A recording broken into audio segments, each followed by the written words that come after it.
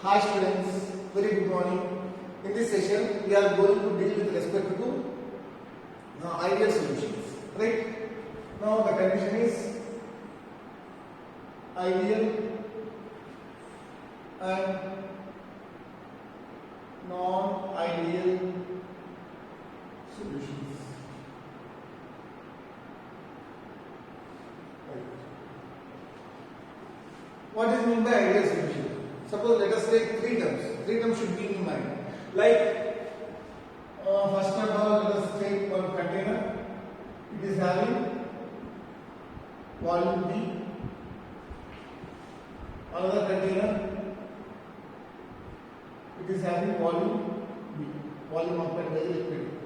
So in this container B, in this container A, volume occupied by the liquid is VA, volume occupied by the liquid in this is VB. And what I am doing is I am mixing these two conditions. I am mixing these two liquids and I am taking this in a separate container. So I am taking another container C.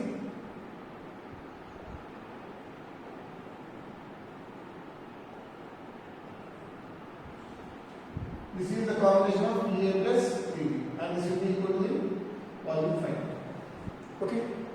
So while discussing with respect to the ideal solution, you should be very familiar with the volume. So this is the initial volume occupied by a component A, VA. The volume occupied by the component B is VB, and we are making it as a solution, and the final volume is VA plus VB. Okay. And going for the in mixing here the attraction between the molecules are AA. Because we are having only particles here, the attractions are between BB particles and here only with the AA particles, and here the attraction with AB particles. Okay. So what's happening here? Here the bond is getting broken. To break a bond you require energy. So for breaking, energy is absorbed.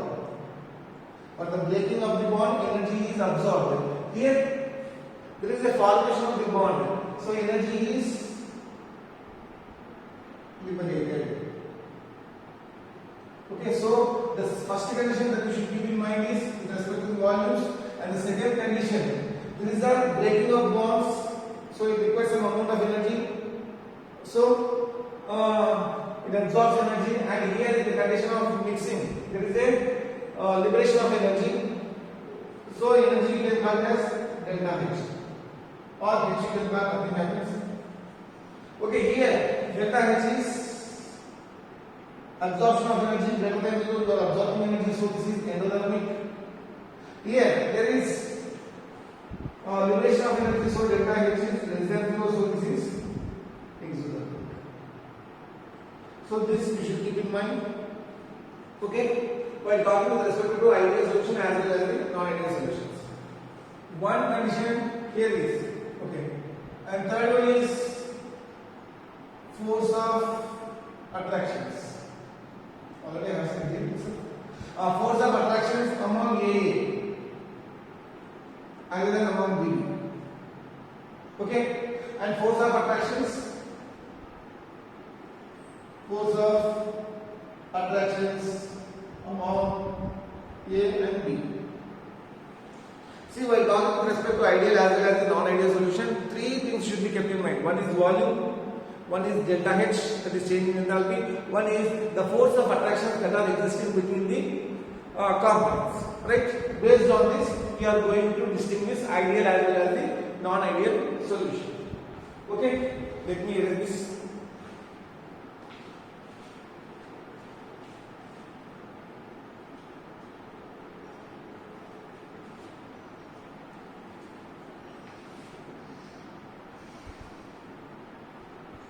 Now let us go into categorization.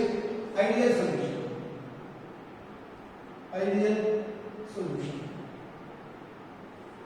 Okay. A solution is called as ideal solution if it obeys Raoult's law at any conditions of temperature as well as pressure.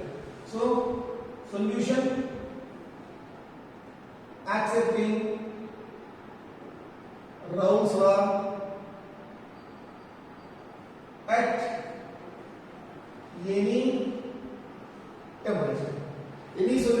is accepting the Raoult's law at any temperature and pressure, then those are called as ideal solution. Then non-ideal means it's very simple. Non-ideal. So let me make non-ideal solution. Non-ideal solution. Which are called as non-ideal solutions? Means does not obey Raoult's law. Okay. Any solution which obeys Raoult's law, it is called as ideal solution.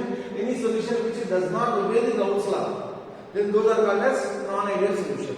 Right? In ideal solution, we know that according to both are volatile. Already in the previous session itself, we have derived an equation that this total pressure should be equal to partial pressure of component A plus partial pressure of component B.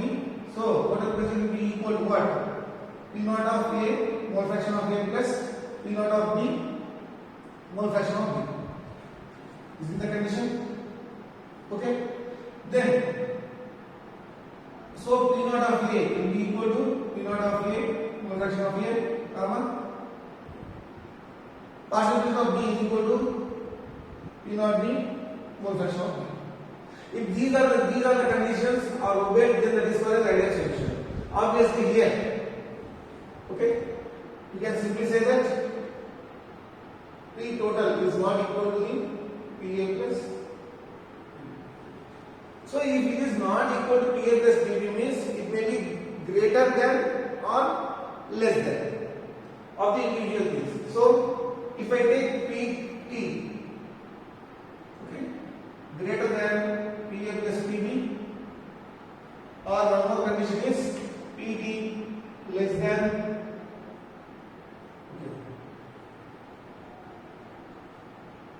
PB less than PA plus PB. So one condition is equal to the component summation. Here in this condition, it is not equal to the summation of the partial pressure of the components. Right? If it is not equal to these components, means either this total pressure should be greater than this one or it should be less than this one. Okay? If it is greater, it is called as positive deviation. But these two are non-ideal only. Here it is called as negative deviation. Means negative deviation from what? From Raoult's law. From Raoult's side it is getting negatively negative, means it is getting lesser value. Here in this condition, we are getting positive value, means greater than the Raoult's law. If it is equal, then it is called as, means it is accepting Raoult's law, then it is called as ideal solution. Ideal solution will be in this pattern, non-ideal solution will be either greater than or less than. If it is greater than the summation of the individual pressures, then it is called as positive deviation from Raoult's law. If it is less than the summation of the partial pressures of the component, then it is called as negative deviation. Right? And if you go here, if you see the final volume will be equal to 0. Means initial volume of A plus volume of B and final volume if you calculate, you will be getting some value. Okay? Suppose let me take this is 20 ml, this is 30 ml, finally it will be 50. This is the theoretical value what I have calculated. In practical also if I get 50, then B practical, volume practical also I have got 50 ml. Then the difference between these two, it is 0. So the change in volume, we are expecting this should be 50 and practically also we have got 50 only. Then the change in volume will be equal to 0. In the same way, the delta H of the mixture equal to 0. Okay? You are having delta H of one value, HA of you are having one value, HB you are having one value, and total final you are getting one HF value. Okay, final value you are getting one theoretical value you have what? And practically you have observed the value, both are equal. Then the difference it is 0. The change in volume is equal to 0. Then also it is ideal solution. Delta H equal to 0. Then also ideal solution. See here if it is greater, so PA will be greater than P naught A, mole fraction of A, or PB greater than P naught of B, mole fraction of B. In this condition, simply it is PA less than P naught A, mole fraction of A, PB is less than P naught B, mole fraction of B. This is the condition. So what happens? Finally, you have got delta V. So is greater than 0. Okay, you are getting positive division. Let me take volume of A is 20, volume of B is 50. My theoretical explanation, sorry, it is 30, let us take, and my theoretical value, I have got plus 50. But by practical value, I have got 70 ml. Practical value, I have got 70. Means the practical value is dominating, it is delta final. It is dominating practically compared to the theoretical value. So delta V is greater than 0. Find out the situation. Okay, then delta V is greater than 0. In this condition, delta V is less than 0. The same way, if you go with respect to heats, delta H is greater than 0 and delta H is less than 0 in case of negative deviation. Right? So again I am repeating. And remember students, always remember the delta S. What is this? Delta S. This is the change in entropy. It is greater than 0. Okay. If it is greater than 0 means it is spontaneous process. And delta G, it is called as Gibbs free energy, it is less than 0. If these two conditions are there, then that reaction becomes spontaneous according to the thermodynamics. According to thermodynamics, if the change in entropy is greater than 0 or the change in enthalpy is less than 0, it is negative value, then the reaction will be spontaneous. And these things will not depend on these conditions. To decide whether the solution is ideal or non-ideal, they doesn't depend upon the delta S as well as delta G value. Always remember, entropy as well as Gibbs free energy are not responsible for distinguishing ideal solution as well as non-ideal solution. Right? This is the condition. And if you go for the attractions, what are the attractions present between A and A, comma B and B are equal to the A comma B. So, a force of attraction present between A particles is equal to the force of attraction present between the B particles, and that also equal to the force of attraction present between the AB particles. If this condition is prevailing, then that comes under the ideal solution. In this condition, force of attraction between the AB particles is less than the attraction of BB as well as AA. The attraction present between the particles AA, attraction present between the particles BB are greater when compared to the AB. So what happens? There will be more volume because A particles are here, B particles are here. When combining, those two A and B are not getting closer together. They are becoming far away from each other. Okay, they are getting divided one away from each other. So that what happens? The volume goes on increasing. So the AB attraction will be very lesser. Means after combining, the volume will be greater, and the attraction between the AB particles will be lesser. And if you go for the negative deviation, here the attraction between the A and B particles is greater when compared to the attraction between A and A as well as B and B. So first itself I have said, before going to discuss the ideal and non-ideal solution, you should keep in mind that volume, delta H as well as the force of attraction. And this is the thing what we have learned in the previous session. Right? In the previous session we have learned with respect to the Raoult's law, where solute as well as the solvent both are volatile. So these are the conditions for ideal solution. For non-ideal, we will be having two conditions. One is positive deviation, one is negative deviation from the Raoult's law.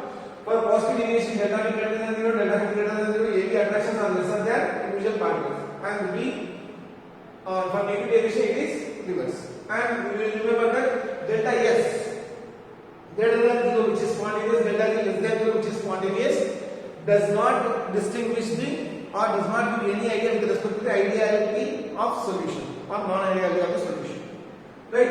If you go with respect to gas for ideal solution,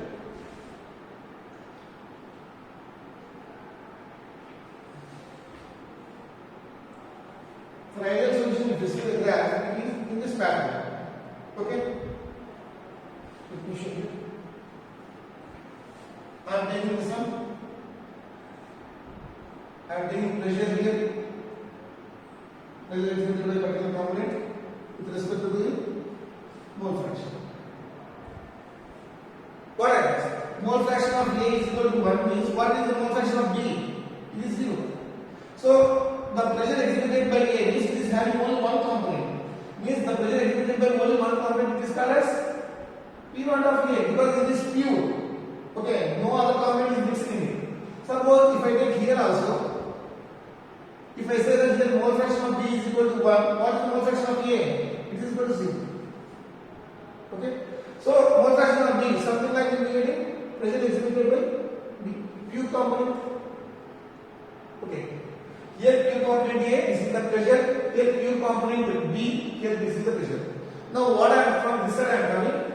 Let us assume this is solvent, B is solvent. What I am going on adding solute. If I add some solute, what happens to pressure? This goes on decreasing. So this goes like this.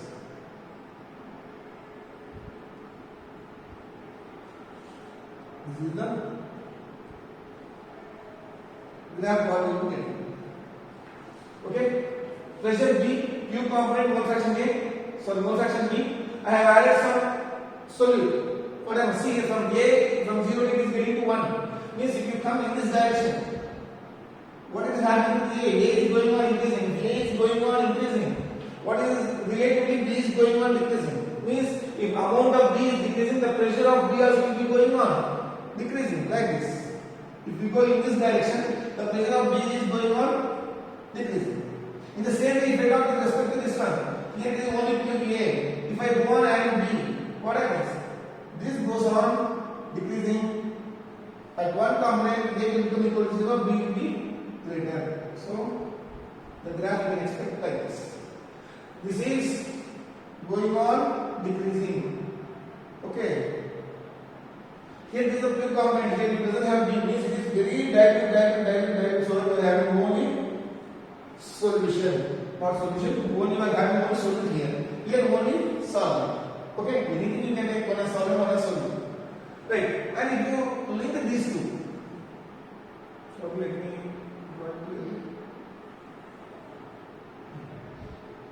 And this is the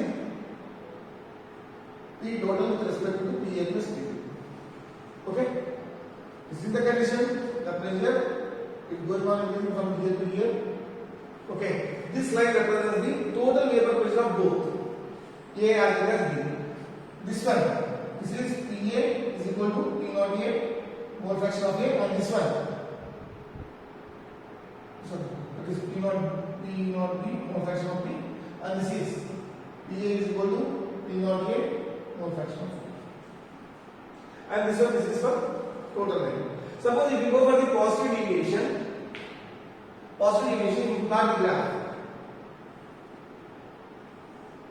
So generally here mole fraction of B is equal to 1, mole fraction of B is equal to 0. Here mole fraction of B is equal to 1, mole fraction of A is equal to 0. So here the pressure. Partial pressure of the components. Generally, the expected value is P naught of A and something like P naught of B. So, generally, the expected value should be like this. You will be getting in this pattern.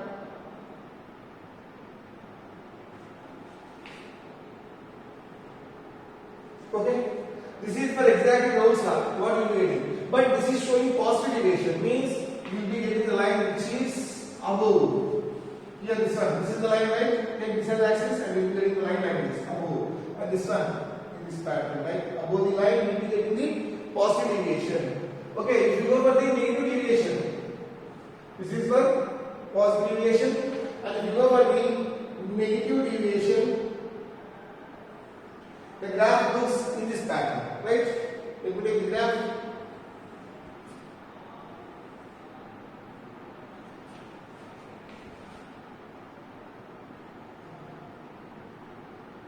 P naught of A, mole fraction of A is equal to 1, mole fraction of B is equal to 0.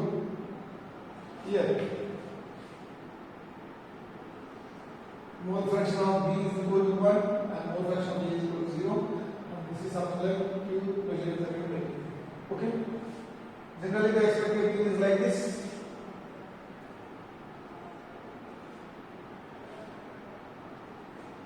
Okay. Right? As it is showing negative deviation, the expected line is in this way, but we will be getting the bottom line. So, we will be getting something like this. The expected line is like this, which is below the expected line. Okay, assume that expected line as the axis, draw the line below that one, so that you will be getting the graph with respect to the negative deviation. And if you want to have some examples, so for this one, you can go for benzene plus toluene. Okay, so these are the examples you should remember in your mind. Generally, you will be getting examples itself which shows positive deviation, which shows negative deviation.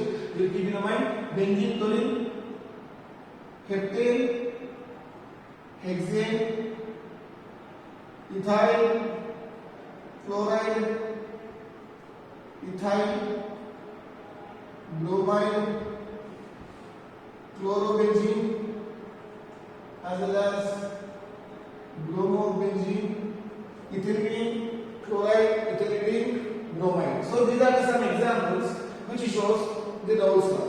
And if you go for here, positive deviation, you will be getting something like carbon tetrachloride with benzene, carbon tetrachloride with toluene, right? Something like acetone with carbon disulfide. So these are the things you will be getting. Okay, it's enough. These are some examples. See, look over your material. You will be getting many examples here with respect to this positive deviation. As well as you go for negative deviation, like water plus HCl, water plus nitric acid, anything, polar solvents. See, it's very simple. Negative deviation means volume is lesser. If volume is lesser, means the attraction between the solute as well as the solvent should be very closer. Means solute should have more attractions over solvent. So what happens to the resultant volume? The resultant volume decreases. Okay? So there is a good force of attraction between the solute as well as the solvent particles. In this case, solute having repulsions with the solvent particles. Means if there are repulsions, they will be going far away. So they will occupy more volume. If there are attractions, they will come very close together. Okay? If they will come close together, what happens to the volume? The volume decreases. To get closer, what there should be? There should be presence of some attractions. Can we call it as dipole-dipole attractions? Okay, ion-dipole attractions. If we have anything like this, we will be having dipole-dipole attractions here. Okay, due to that dipole-dipole attractions, they will come very closer together. Right? In the same way, CH3 chloroform with acetone. You can go for CH3 with benzene. So you are having this type of examples. These are the conditions what you have with respect to the Raoult's law. Okay? Raoult's law, any solution which accepts Raoult's law is called the ideal solution, which does not obey, those are called as non-ideal. Non-ideal, they can be categorized into two types. One is positive deviation, other is negative deviation. Positive deviation means the volume will be greater, delta H will be greater. In negative, volume will be lesser, delta H will be lesser. The graphs are represented in this pattern. For this is one exact Raoult's law. Raoult's law showing positive deviation and Raoult's law showing negative deviation. And here there are some few examples for the Raoult's law. Okay, students, this is for today. Have a nice day. And I have said we will be discussing problems, right? I will be sending those problems through PDF to solve them. If you have any doubts, in doubt session we will be discussing. Okay, have a nice day. Bye.